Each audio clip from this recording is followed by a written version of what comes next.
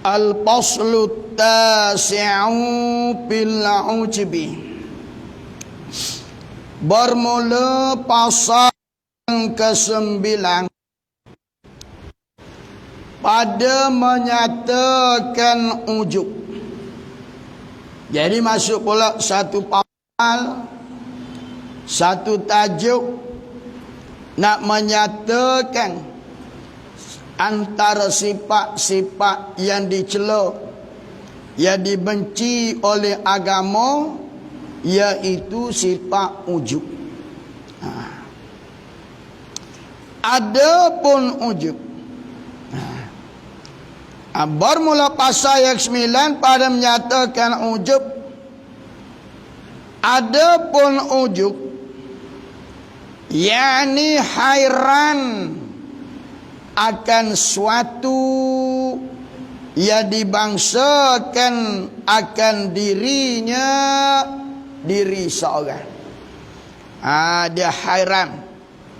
Nah, macam mana ujub ni dia hairan? Mana dia hairan ke sesuatu yang dibangsa pada diri dia. Dia bukan hairan pada orang lain. Dia hairan pada diri dia sendiri. Contohnya, kalau kita katalah dia tu ada ilmu. Contoh. Jadi kalau dia ada ilmu, dia rajin buat ibadat, maka dia hairan. Maksudnya dia merasa ilmu ibadat yang dia buat itu hak dia sendiri, bukan hak Allah. Dewasa dia, dibangsa pada dirinya. Mana kalau dalam bahasa mudah kita sebut sekarang ujub ni, kalau mudah kita nak faham, orang yang perasan. Tahu perasan? Jejaka perasan. Jadi dia perasan, dia ada ilmu, dia perasan dia ilmu banyak. Dia perasan diri dia ni rajin. Dia perasan. Dia perasan dia ni cantik rupawan. Dia perasan. Itu dia perasan, itu bang ujub. Tu ujub, dia perasan. Dia perasankan diri dia sendiri. Maka iaitu ujub dicela, malah dibenci oleh syarak, dibenci oleh agama. Dibenci oleh agama. Dia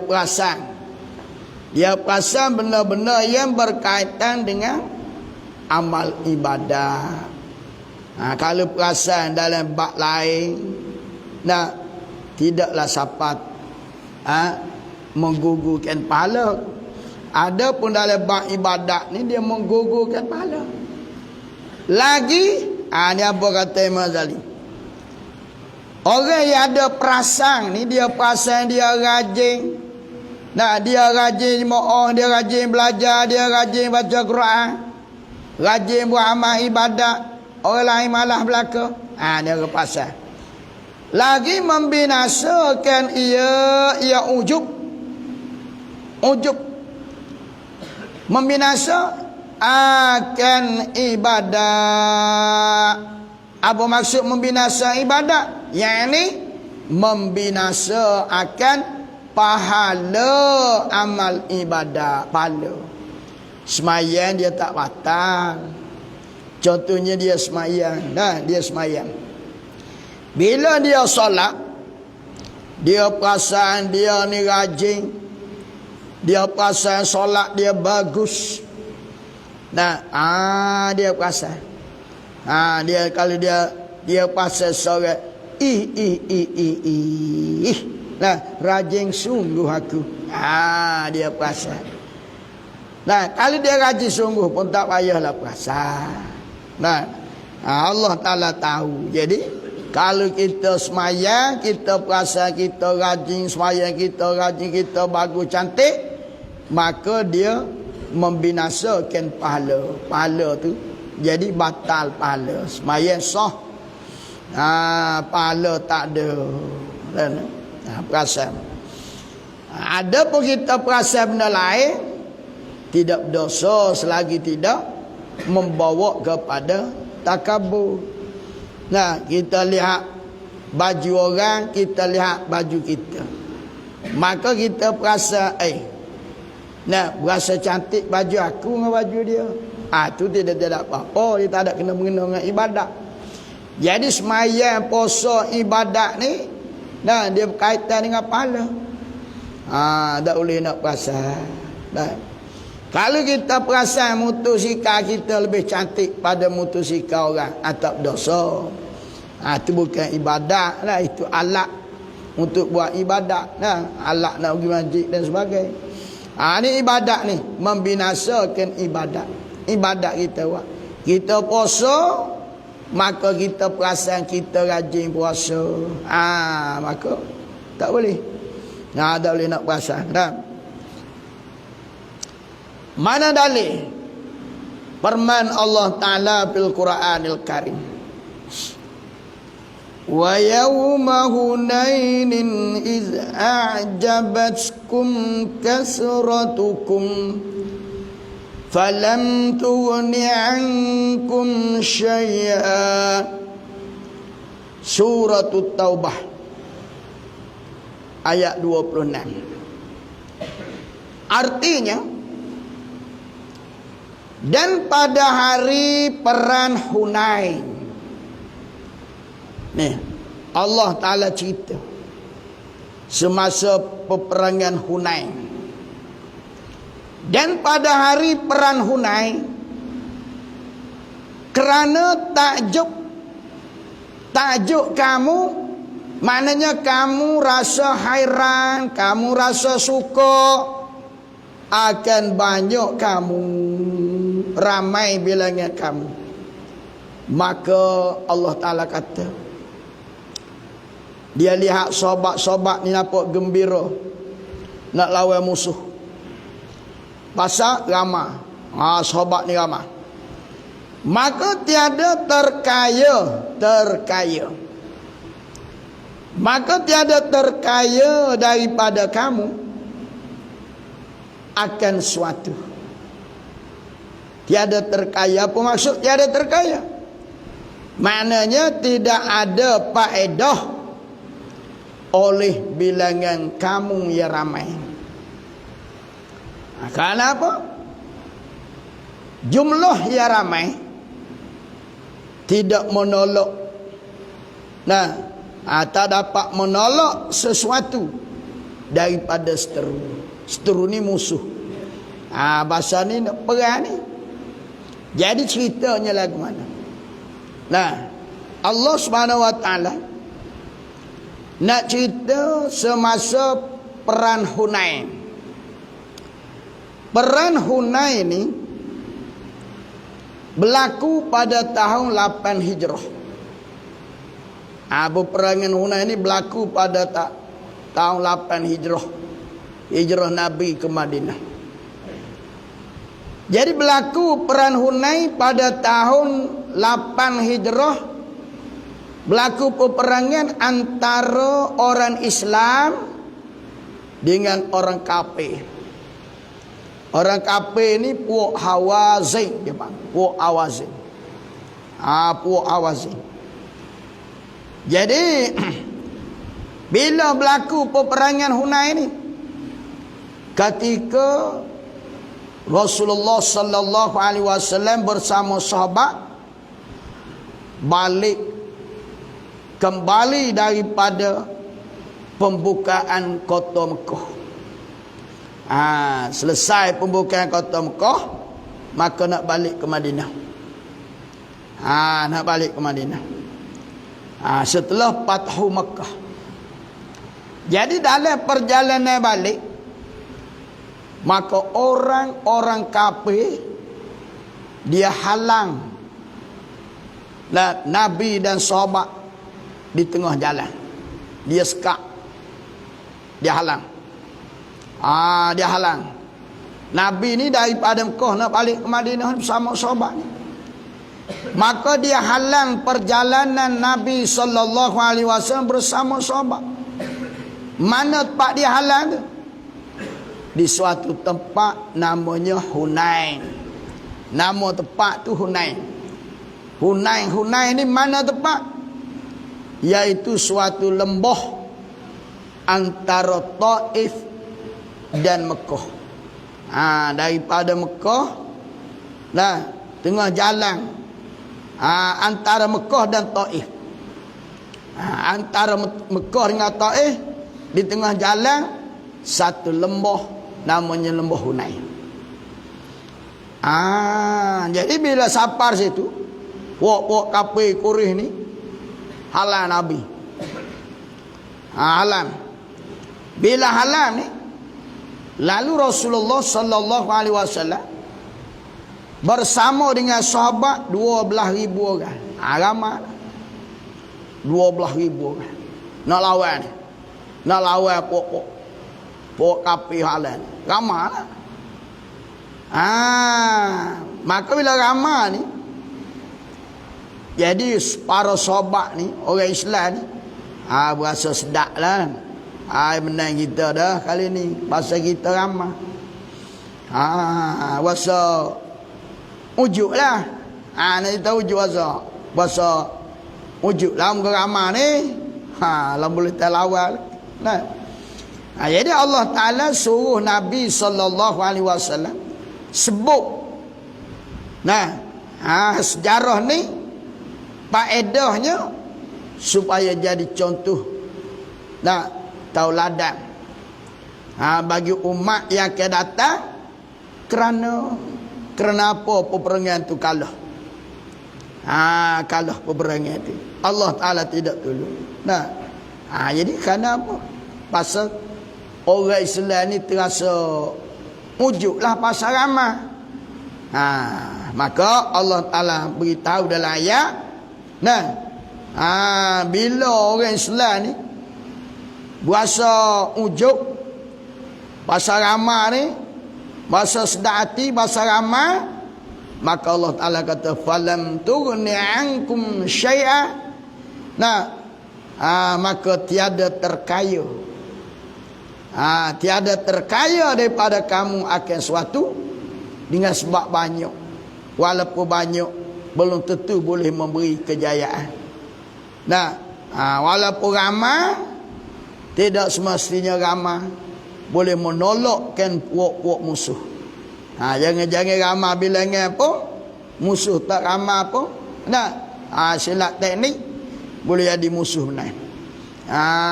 Itu ujuk lah. Kerana ujuk pasal ramai ni, sedap kita dah ramai ni.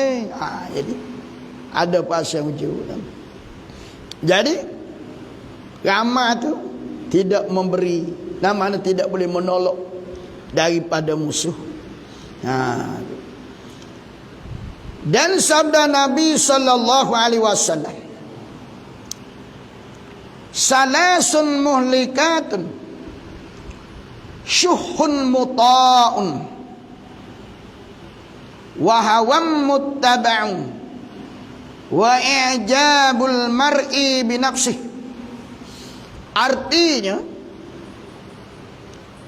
Arti sabda Nabi sallallahu alaihi wasallam, 3 perkara yang membinasakan ibadat. Ibadat siapa? Ibadat orang yang mengerjakan 3 perkara ni. Kita buat amal ibadat, kita rajin solat, rajin jemaah, rajin belajar, rajin baca Quran, rajin ibadat.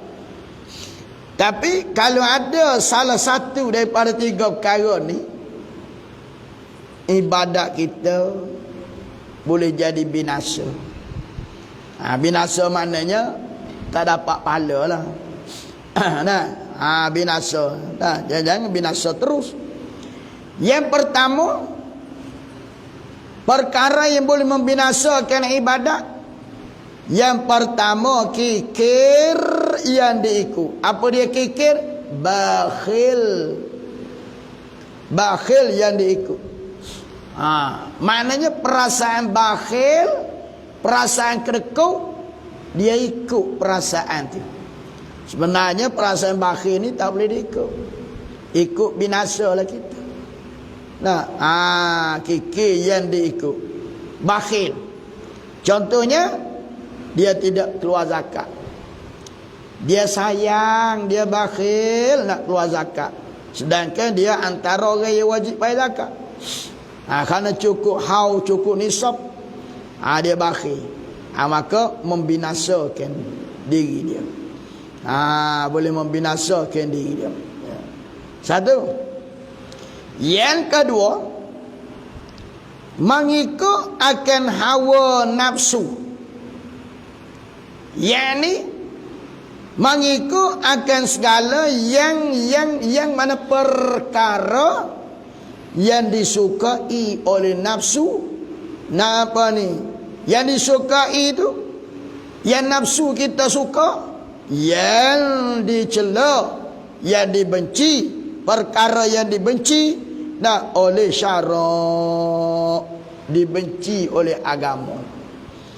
Jadi kalau kita hidup di dunia mengikut hawa nafsu, yang kita ikut tu bercanggah dengan agama, maka hidup orang ni akan binasa. Binasa hidup. Dia ikut nafsu. Nafsu kata makan banyak, dia makan banyak. Akhirnya apa jadi?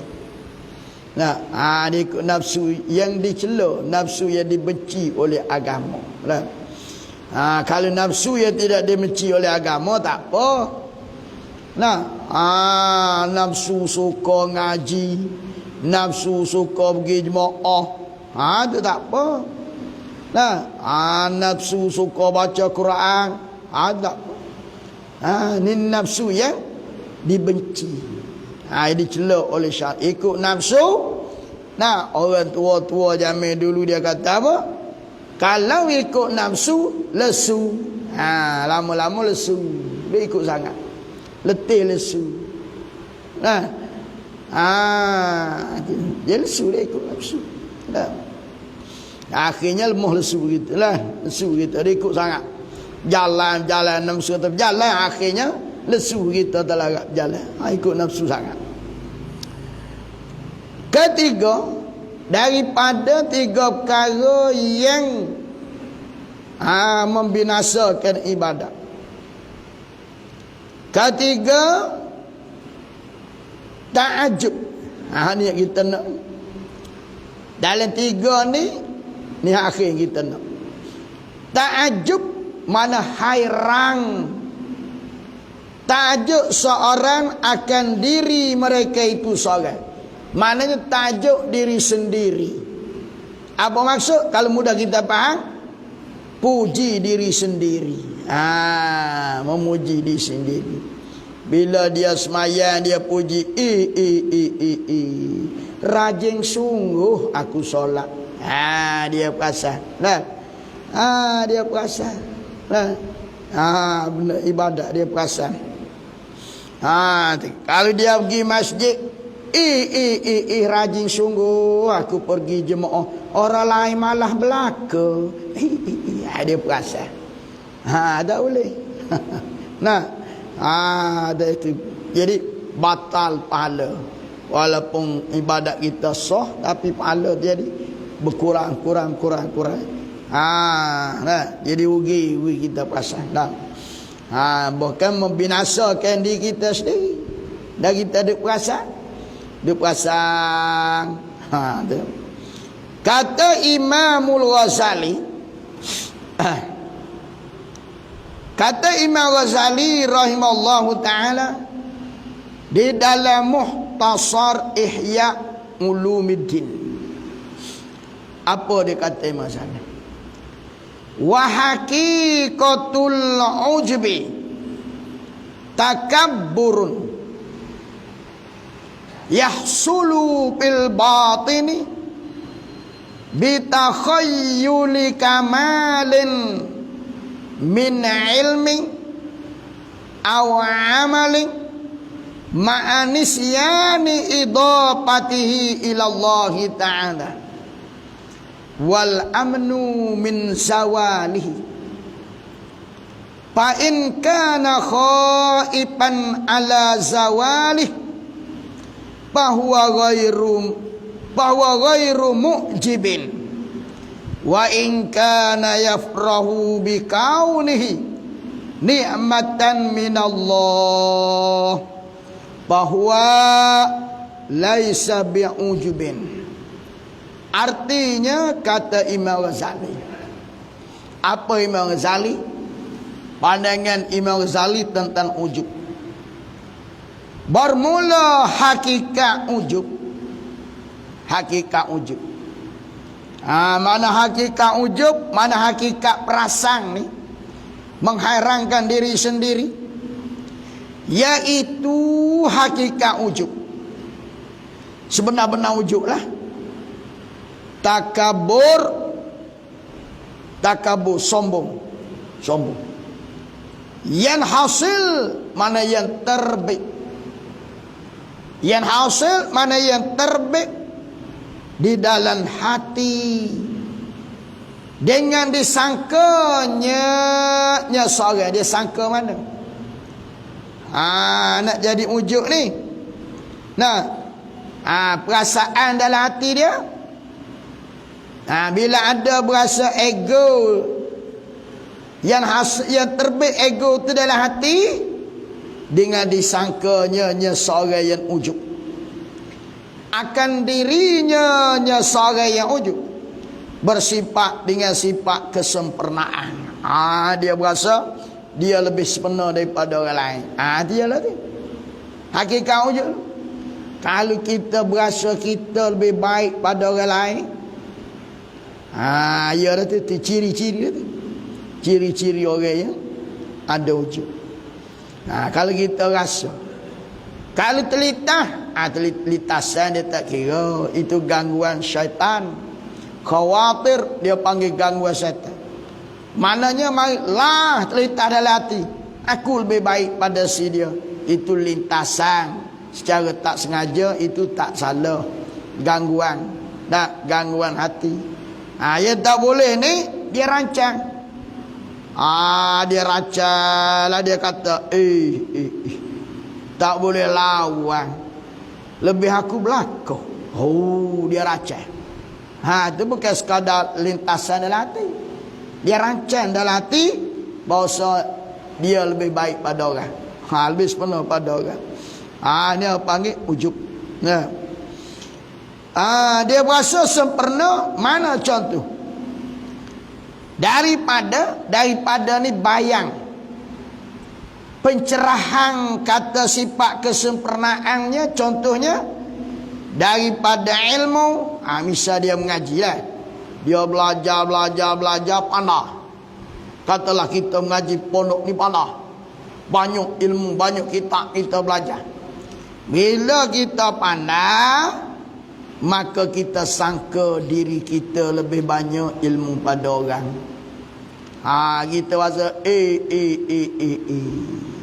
bijuk aku berlaku. Dan sebab dia ada ilmu. Dia dah tu ujub. Ujub lah. Jadi dia berasa dia punya sifat kesempurnaan. Sifat kesempurnaan dari sudut ilmunya banyak. Contohlah. Atau daripada amal, dia perasan, rajin sungguh aku solat. Dia perasan. Dia perasan. Kita buat amal memang kena rajin, tapi tak payahlah perasan. Itu dia rasa dia ilmu banyak, amal banyak.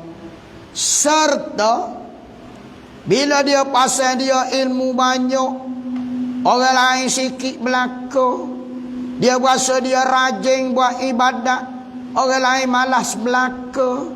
Bila bahasa gitu, serta lupa akan disandarkan. Lupa akan disandar, dia lupa nak sandarkan. Yang demikian itu, demikian sifat kesempurnaan. Yang demikian itu, demikian sifat kesempurnaan. Lupa disandar, kepada Allah. Dia lupa. Patutnya walaupun kita ada ilmu banyak, kita rajin buat ibadat, kita kena sandar pada Allah. Nah, lagu macam mana sandar pada Allah? Misalnya kita belajar dapat ilmu, maka kita ingat dalam hati, jangan kita ingat aku ni banyak ilmu. Jangan ingat gitu. Ingat, nak sandar pada Allah.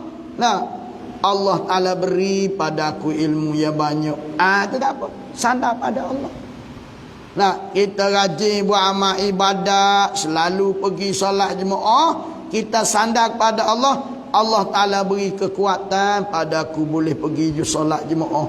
Itu sandar pada Allah. Dia tidak rasa dia sendiri. Yang aujuk ni, dia berasa dia sendiri. Dia semayang, dia berasa hak dia sendiri. Dia puasa, dia berasa hak dia sendiri. Itu wujud. Nah, maknanya biar kita sandar pada Allah.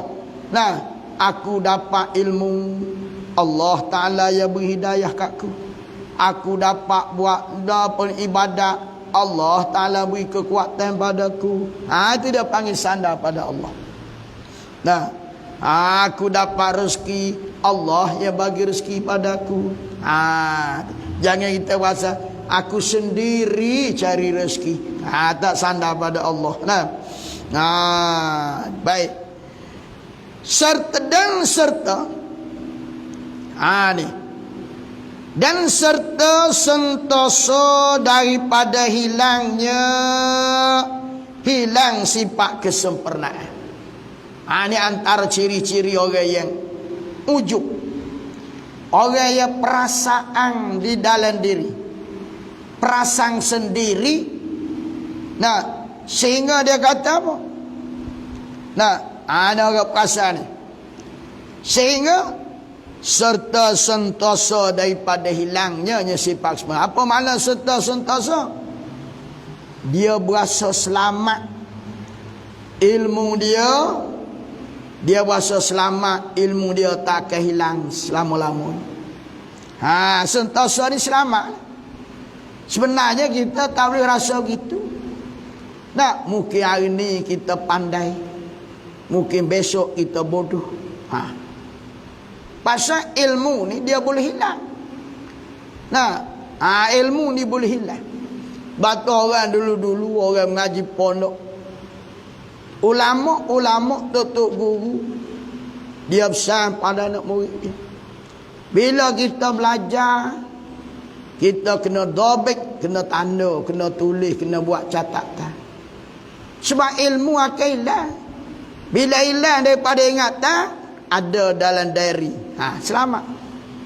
Kalau kita belajar tak tulis, tak catat, maka kita tak akan ingat apa maksud ni. Nah, yang betul ulama dia kata apa? Dalam satu syair tutup guru zaman dulu, kan? Itu. Jadi dia kata tu. Dia kata ilmu ni, ilmu ni seperti rusa yang liar.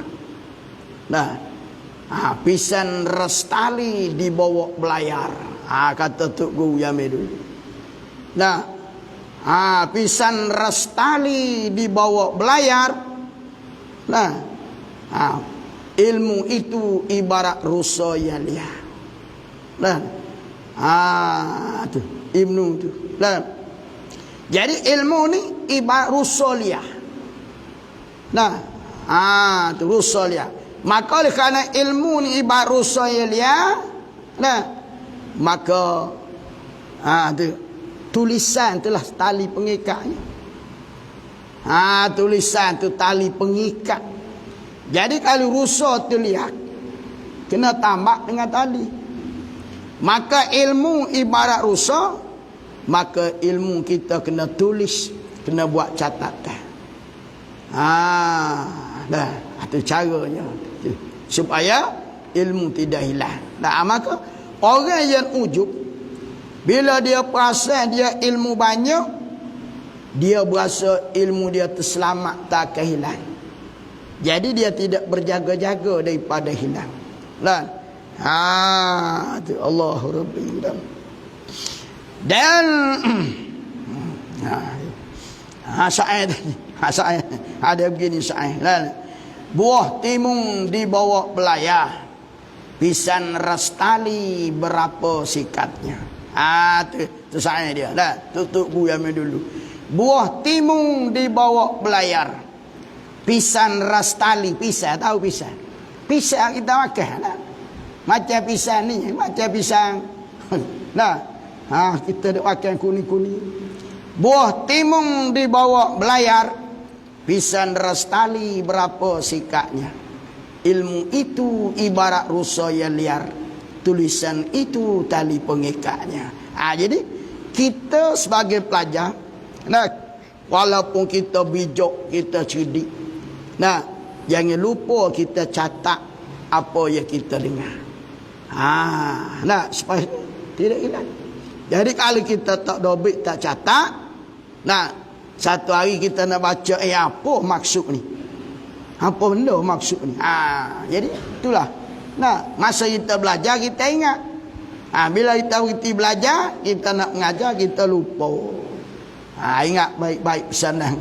Ulama yang dulu.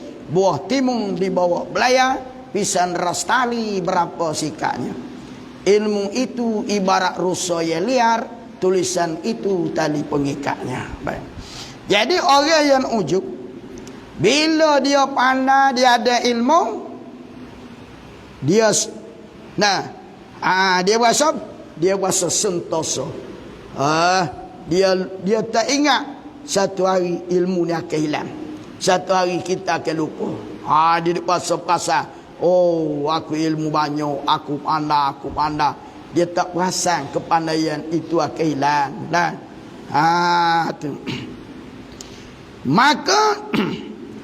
Maka jika ingat akan yang demikian itu, demikian mana? Maka jika ingat yang demikian itu, demikian sifat kesempurnaan. Demikian itu, demikian sifat kesempurnaan, serta takut akan hilangnya sifat kesempurnaan. Maka yaitu ingat akan demikian itu, serta takut akan hilangnya sifat kesempurnaan, bukan ujub. Itu tidak ujub, itu tidak salah. Tidak salah. Contohlah kita belajar, kita pandai. Maka kita berasa, sepenuh dah aku belajar. Aku belajar, berasa sepenuh aku belajar, aku berdengar. Dan masa yang sama, dia akan berasa, jangan-jangan, ilmu aku ni akan lupa besok. Dia ada bimbang. Kalau kita berasa kita belajar ni sempurna, dan ada juga rasa dalam hati bimbang takut ilmu yang kita belajar ni akan hilang, akan lupa, maka itu tidak termasuk dalam kata ujub. Pasal dia masih lagi bersandar pada Allah. Mana? Mintalah jangan Allah Ta'ala hilangkan. Minta jangan Allah Ta'ala lupakan ilmu yang aku ada. Itu tak apa. Kita rasa Allah banyaknya aku apa. Mintalah Allah Ta'ala jangan lupakan aku. Jangan lupa kita apa. Itu tidak ujub. Tidak ujub. Ujub ni dia berasa dia ilmu banyak, dia berasa dia sempurna, dan tidak ada perasaan kebimbangan ilmu tak akan hilang suatu hari nanti. Itu ujub. Ujub. Dan jika ada ia seorang, jika ada ia seorang suka dengan keadaan demikian, dan jika ada ia seorang suka dengan keadaan yang demikian itu, demikian sifat kesempurnaan. Demikian itu, demikian sifat kesempurnaan. Mana contohnya? Kita belajar dapat ilmu. dapat buat ibadat, buat amal.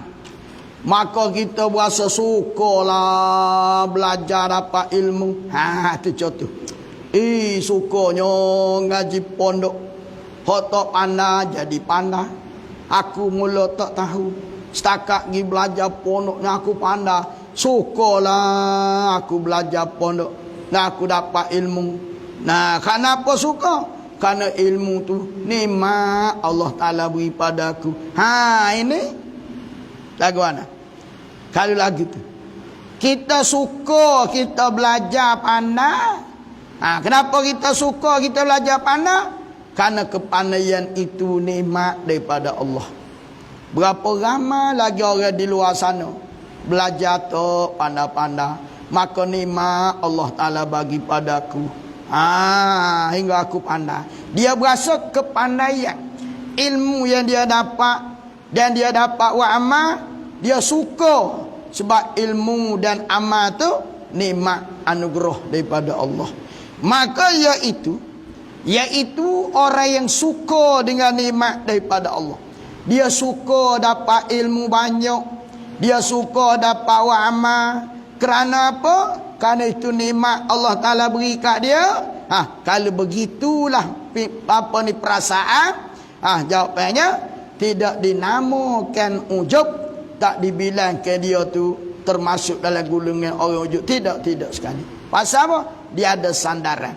Aku dapat ilmu, aku dapat buat amal, nikmat daripada Allah. Dia sandarkan apa yang dapat itu daripada Allah. Ada penghujud tadi dia perasan dia seorang. Aku bejok, aku pandai. Dia tak ingat dah pandai tu Allah Ta'ala yang bagi. Tu hujud. Orang panggil lupa ke diri lah. Dia perasan dia segala-gala. Dan hasil daripada yang demikian itu.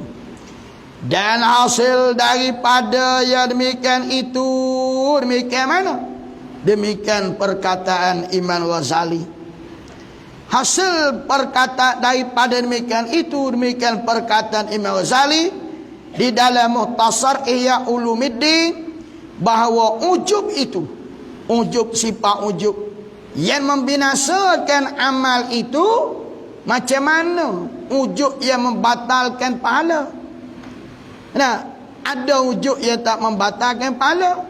Iaitu ujub, perasaan yang membatalkan pahala, menilik seorang akan ilmunya atau amalnya yang dibangsakan pada diri mereka itu seorang. Tu. Jadi ujub yang membatalkan pahala amal ibadah, seorang yang memandang, dia melihat ilmunya, amalnya yang dibangsa pada diri mereka itu seorang, dia bangsa pada diri dia sendiri. Aku bijak belajar dapat ilmu. Aku rajin buat amal. Dia tak sandar pada Allah. Dia berasa pandai itu kerana dia sendiri pandai. Dia rajin buat amal kerana dia sendiri. Tak ada kena-mengena dengan nikmat ataupun dan petunjuk daripada Allah. Dia rasa dia sendiri. Dia perasan dia sendiri. Kalau dia ni rupa cantik, dia perasan tak boleh lawan, aku seorang paling cantik. Dia lupa cantik itu anugerah daripada Allah. Jadi kalau begitu, itulah ujubnya. Itu ciri-ciri ujub. Maknanya dia buat sesuatu amal, dia berasa dia sendiri, dia rajin, dia usaha, dia rasa dia sendiri usaha. Bukan hidayah petunjuk Allah ada. Dan tiada ingat dalam hati. Tiada ingat di dalam hati. Ia seorang yang ujub akan segala yang demikian itu, demikian ilmu yang dia dapat, amal ibadah yang dia dapat kerjakan, dia tidak ingat semua itu daripada Allah Subhanahu wa ta'ala. Dia tak ingat dia wa amal ni adalah hidayah, taufik daripada Allah. Dia rasa dia rajin sendiri. Dia dapat ilmu usaha dia sendiri. Tak ada kena mengena dengan Allah Ta'ala. Atau ujub.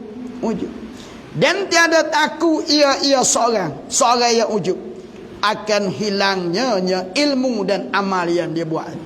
Akan hilangnya ilmu. Dia dapat ilmu, dia berpuasa. Pandai sungguh aku usaha cari dapat ilmu. Dia lupa Allah Ta'ala beri hidayah.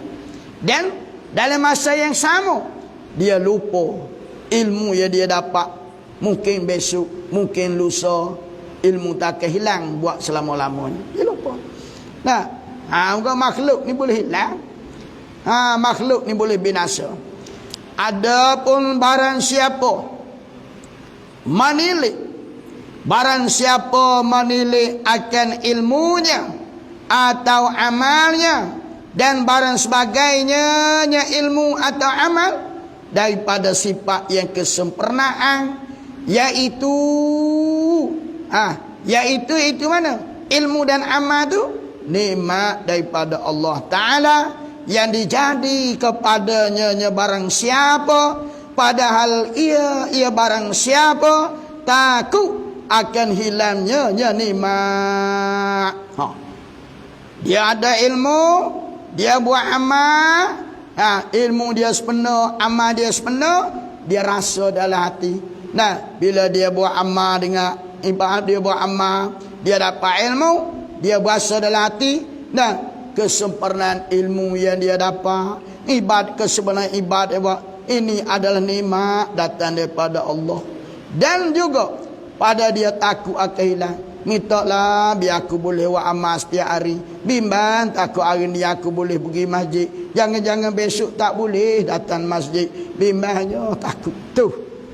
Ada gitu. Jangan rasa macam mana haji? Beres boleh pergi. Jangan dia beres, esok kena covid dah mana. Kita tak tahu. Hari ni kita rasa beres. Jangan besok kita kena stroke menyebab kita tak boleh pergi buat selama-lama. Kita tak tahu. Jadi orang yang beriman, dia kena ada. Walaupun dia dapat nikmat sebesar mana pun, dia ingat ini adalah kerana Allah. Bila dia dapat kerana Allah, dia ada kebimbangan. Takut nikmat Allah ni Allah Ta'ala akan tarik bila-bila masa. Kena ada waktu. Itu ciri-ciri orang yang tidak ujub. Dan suka ia. Dan suka maksudnya ingat ia barang siapa yang bahawa yang demikian itu demikian ilmu dan amal. Demikian itu demikian ilmu dan amal. Tu ilmu yang dia dapat, dia ngaji pondok mana. Lepas tu boleh buat ibadat pula, boleh jemaah tiap-tiap waktu, boleh ngaji Quran, boleh belajar kitab. Dia ingat semua tu nikmat daripada Allah Ta'ala atasnya barang siapa. Maka ya demikian itu. Maka demikian itu demikian mana? Barang siapa menilai ilmunya, amalnya. Dia tilik ilmu dia, amal dia tu daripada nikmat Allah. Dan dia bimbang nikmat yang Allah Ta'ala bagi tu akan hilang bila masa. Amal apa ni? Perasaan begitu tiada dinamakan ujub. Tak dinamakan ujub. Jadi kesimpulannya daripada bab yang kita belajar. Kalaulah perasaan ujub tu ada terdetik dalam diri kita sendiri, bagaimana kita nak ubati? Perasaan ujub dia tidak sembuh dengan makan Panadol. Dia tak akan sembuh dengan makan makjung. Tak akan sembuh ujub dengan sebab minum madu. Dia tak sembuh. Maka cara nak sembuhnya kena ada ilmu. Kena ada ilmu. Nak ilmu kena belajar. Macam mana ilmu? Iaitu kalau kita ni Allah Ta'ala beri apa kata? Katalah Allah Ta'ala beri kita ni suatu wajah yang cantik. Allah cantik, kita tak ada orang cantik rupa macam kita. Jadi supaya kita tidak ujub dengan sifat kecantikan yang Allah Ta'ala beri pada kita, kita kena ingat rupa yang cantik ini adalah nikmat daripada Allah. Dan nikmat yang Allah Ta'ala beri, bila-bila masa nikmat Allah, rupa cantik boleh hilang. Allah Ta'ala beri saja satu penyakit menyebabkan cantik kita akan hilang. Jadi Kenapa aku nak ujub? Kenapa aku nak ujub? Hari ni wajah aku cantik. Mungkin besok Allah Ta'ala beri penyakit. Nak menyebabkan wajahku jadi luntur, tidak cantik. Jadi kenapa aku nak ujub? Itulah. Kalau Allah Ta'ala beri kita ni suara sedap. Allah suara sedapnya baca Quran. Jangan kita ujub dengan suara sedap. Nah, sebab apa? Kita kena ingat suara sedap ni bukan dapat dengan usaha. Sebagaimana rupa cantik, dia tak boleh dengan usaha. Itu adalah anugerah Allah Ta'ala semula jadi. Orang ni rupa cantik, orang ni suara sedap. Dia tak boleh nak beli kat pasar suara sedap ni, tak boleh. Nah, kita pergi pasar raya nak beli ubat suara sedap, tak ada. Nah, anugerah Allah. Maka bila kita dapat suara kita sedap, kita jangan ujub. Ubatnya nak hilang ujub, kita kena ingat. Nah, dia beri aku ni suara sedap Allah. Maka Allah Ta'ala boleh tarik bila-bila masa. Kenapa aku nak ujub? Kenapa aku nak sombong? Nah, ingat situ. Nah, mudah je Tuhan nak tarik nikmat ni. Allah Ta'ala beri satu penyakit. Dengan sebab penyakit tu segala-galanya kan. Nah, rupa yang cantik akan hilang, suara sedap akan hilang. Nah, dengan sebab penyakit. Tuhan boleh tarik bila-bila masa. Jadi kalau Tuhan boleh tarik suara aku yang sedap, Tuhan boleh tarik rupa aku yang cantik, Tuhan boleh tarik ilmu aku yang banyak, dan ibadat aku yang rajin, kenapa aku nak ujub? Kenapa aku nak ujub?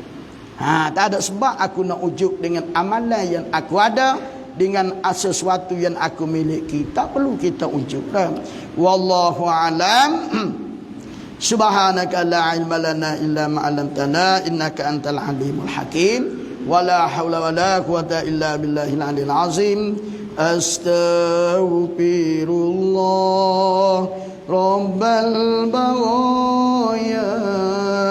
Astaghfirullah minal khataya.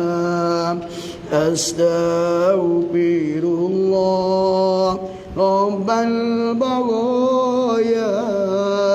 Astaghfirullah minal khataya. Astaghfirullah rabbal baraya. Astaghfirullah minal khataya.